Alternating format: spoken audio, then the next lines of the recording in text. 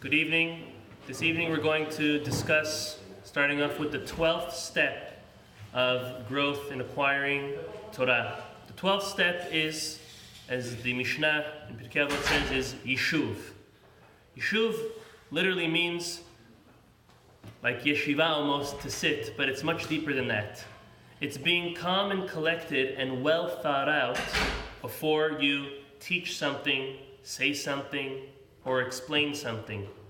When it comes to learning Torah as well, to sit down, learn, analyze exactly what you are reading, understand it, and as we say in Hebrew, misader, organize it so that it comes out in a proper, calm, collected, concise, and clear way as much as possible.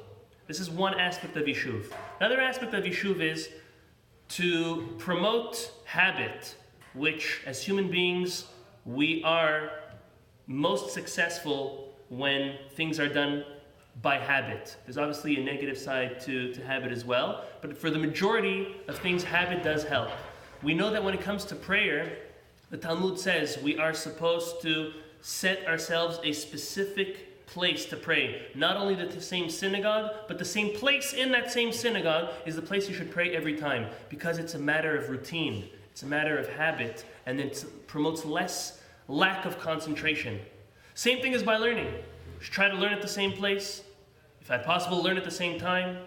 Sit in that same place. There's less distractions. Every angle, whether you're in the same room or even in a different room, but even in the same room, if you're at a different place, different angle of that room, there could be an extra distraction because it's something new to you at that moment. So being at the same place is also something which promotes the best method of growth and learning. So that's Yishuv, that's number 12.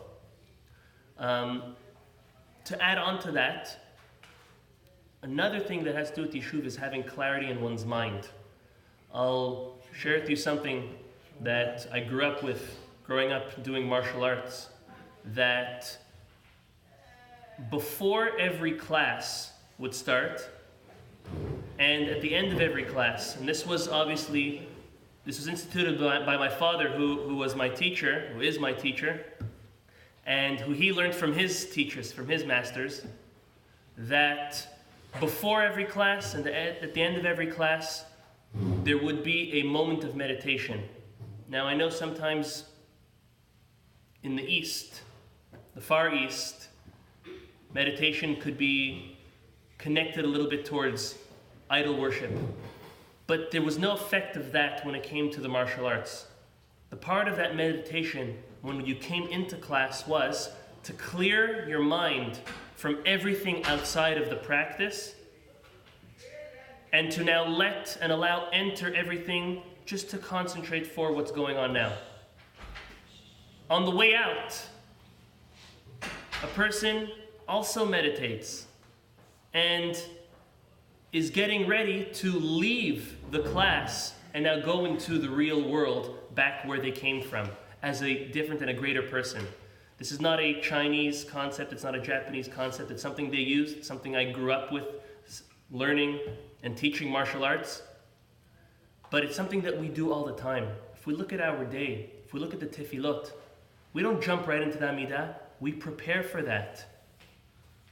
Talmud tells us that the person is supposed to prepare 1 hour before prayer, pray for 1 hour, and then come down off that height for another hour. Now, an hour, the Talmud maybe didn't mean 60 minutes each, because that would be a long shacharit, 3 hours long.